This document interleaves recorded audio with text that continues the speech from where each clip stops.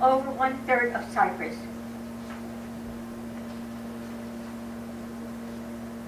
Here comes the interesting part. I found, when I was at the library, I found a whole set of encyclopedias. Wow.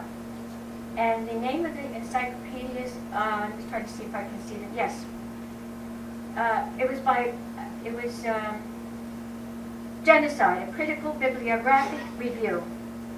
And the part that I read that was interesting to me was by Roger Smith. And Roger Smith wrote many things, which I won't go into right now because of time, but I will say one of the things that he wrote. An antidote to Roger Smith's cautionary words. This is what he said: future generations must not know. A task, George, this is for you, honey.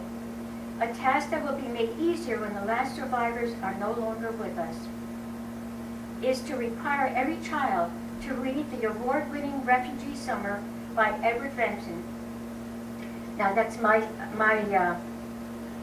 addition. A Refugee Summer is an excellent narrative as seen through the eyes of 5 children at play in Kifisia, a suburb of Athens, in summer of 1922. When I discovered that this book existed, I purchased it as a used book. And here's the Edward Fenton book, Refugee Summer. And I bring this to your attention because at that time, I bought a second book to give to somebody, and today is the night I'm going to give this to the library here. Somebody's going to have it because a lot of people will have it. And I read the one that I have at home. It's the same one. Edward Fenton's wife was Greek. She was a psychologist from Kifisia. And he was a prize-winning, award-winning children's book storyteller. And he wrote this book, and when I read it, it was for kids. I forgot that I'm not supposed to read a kid book, and I was learning from it. And he did it in such a wonderful way that it's good for a child to be able to read it without getting, having nightmares. This will do it. So this is coming to you tonight for your book, and my pleasure. And you're welcome. Soon you all be able to borrow it. Oh, my suggestion is, besides borrowing, I'm going to make one more suggestion.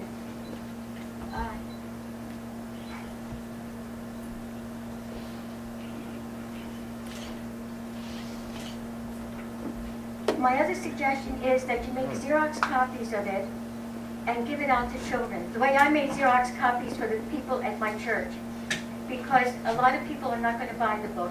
Maybe they feel it's too much money, or maybe they're not used to buying books, whatever it is that happens.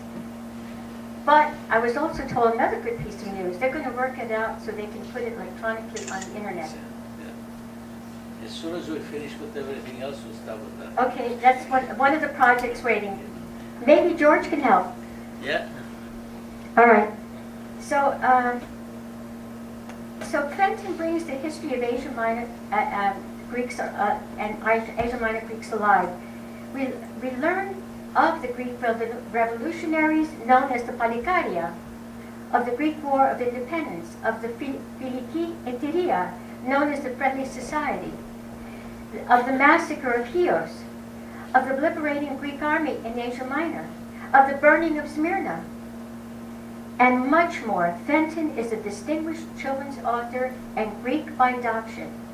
He provides familiar names of people, towns, ships, and events that can be found in the newspaper reports within this book. This is what I wrote in my preface.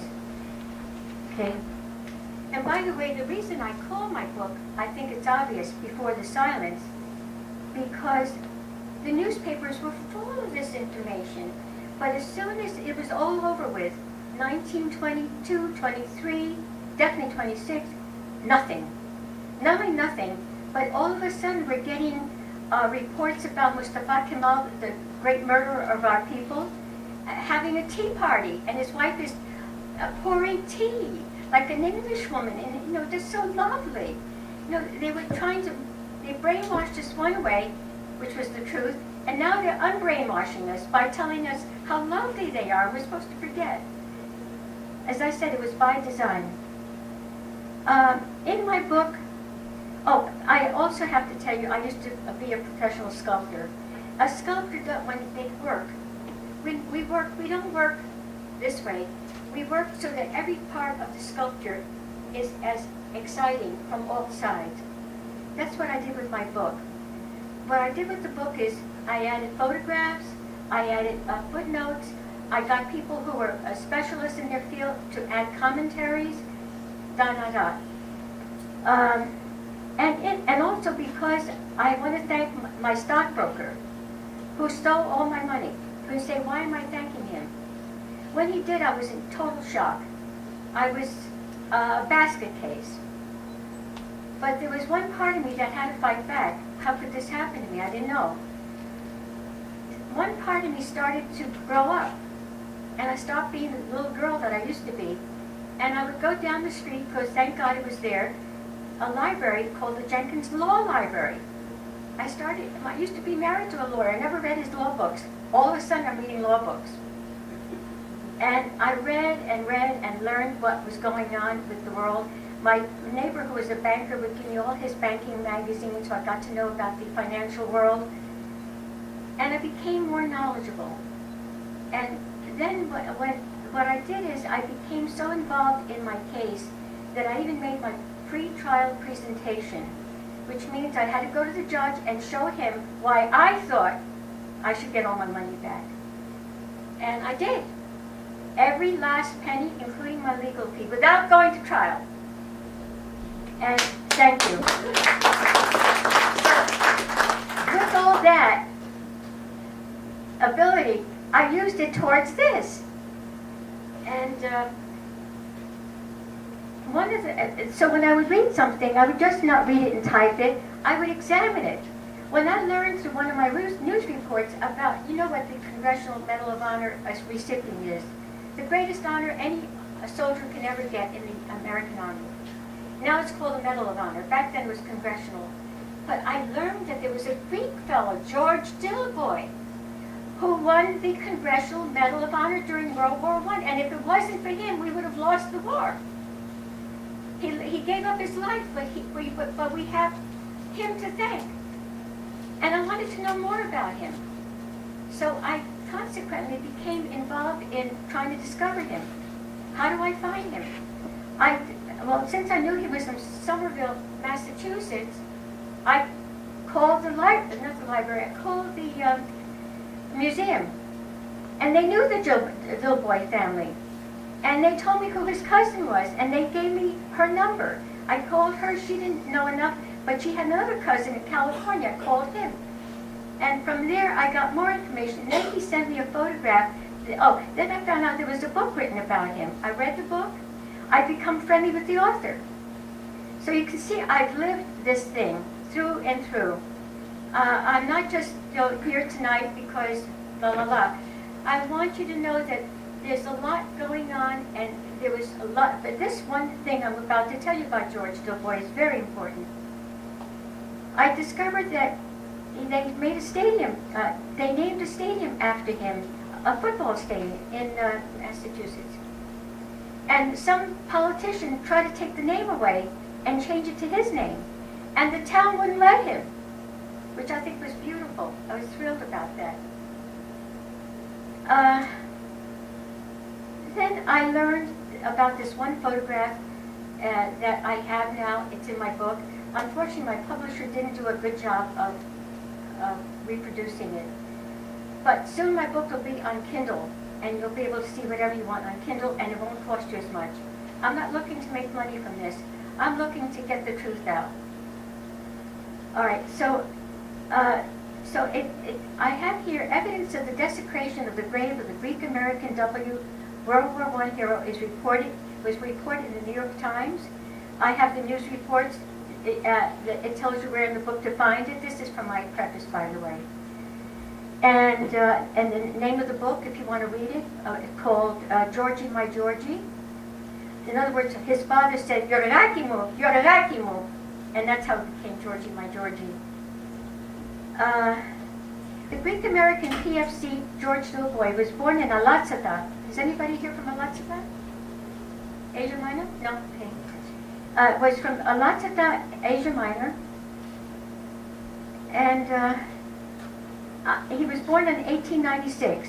He was 22 years old when he was killed in action on July 18th, 1918, in the Belleau, France, in the Belleau Woods in France. In the afterward section of Georgie My Georgie, Eddie Brady, the author, reveals the contents of a letter written by George Dilboy's father when he was killed in action on July 18th in Belleau, France. In the afterward section of Georgie My Georgie, Eddie Brady reveals the contents of a letter written by George Dilboy's father to his son Kostos, living in Somerville, Massachusetts. In his letter, he writes, "I want to tell you that the casket containing the casket was finally brought back to Latvia. By this time he was boned, but nevertheless it was happening. Remains of your brother George was in the church of St. Constantine, and the Turks went in there, broke the casket open, scattered the bones all over the floor, trampled on them, and also on the American flag that covered the casket. Then with their swords, they struck the bones and tried to make people seeking refuge in the church to eat them." And when our government says they don't know about the genocides and so on, or the Holocaust, I have the names of 4 presidents that were involved in George Dilboy's story. We had President Woodrow Wilson, President Warren Harding, President Calvin Coolidge, and President William Clinton. I'll tell you about Clinton in a second. He urged the reissuance of George Dilboy's Congressional Medal of Honor that was stolen during World War II. In 1942, when the German paratroopers invaded the Greek island of Crete, they broke into the Dilboy family house and stole the Congressional Medal of Honor. They knew it was there, and that had been posthumously awarded to George Dilboy. Okay, so that it goes on, but I think I've covered that enough.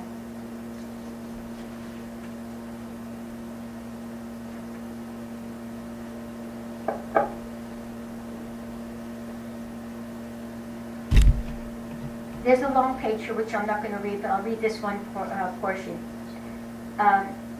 Because of the lies, and I wrote, actually, in 1974, the Turks invaded Cyprus, slaughtered unarmed civilians, children, prisoners, dropped napalm bombs over villages, and beat to death 90-year-old Michalis Kashialos, the internationally renowned Greek Cypriot folk artist.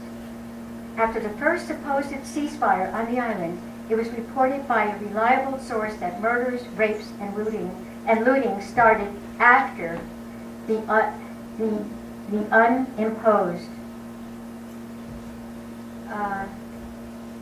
I'll leave this very long.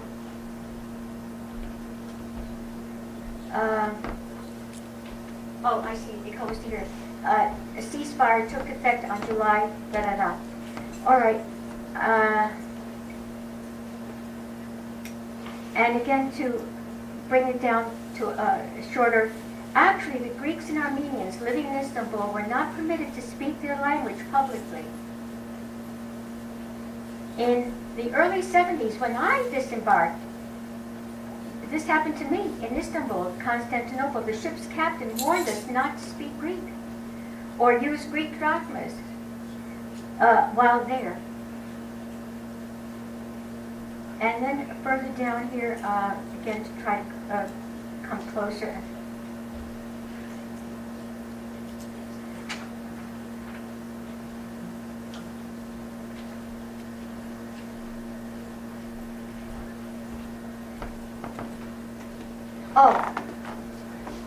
Between 1919, actually the war of 1919 was blamed by the Turks, when in fact the Turks were brutally massacring the Greeks. This is one of the things that's happened. The Turks have been denying, deceiving, and blaming the victims. Those are the 3 things that they're very good at. They spend millions of dollars every year to do this. And this is very upsetting to me, but it happens and we have to be more aware of it. So after the war of 1919, as I said, was blamed by the Turks, when in fact the Turks were brutally massacring the Greeks, Armenians and Assyrians from 1895 and well before that. For example, the massacre of Chios, the 1822 masterpiece painted by Eugene Delacroix, who was the romantic painter of France at the time. The accelerated massacres turned genocides began from 1914 to 23. In other words, massacres were always going on. Finally, they accelerated so that they could finish off the job once and for all. And I'll tell you exactly how that happened with one of my news reports. The Germans were very helpful to the Turks at that time. That's how it happened. And actually on September 6, 7, 1955, Turks sacked Constantinople against Greeks and Armenians still living there. That night, I think I said this already, sorry.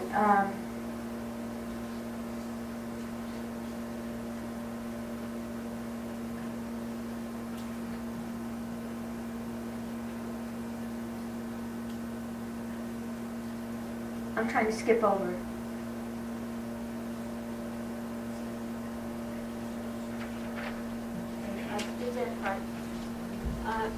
There's a little more. If you can still stay with me, I hope you can. I made the points though from information that I got.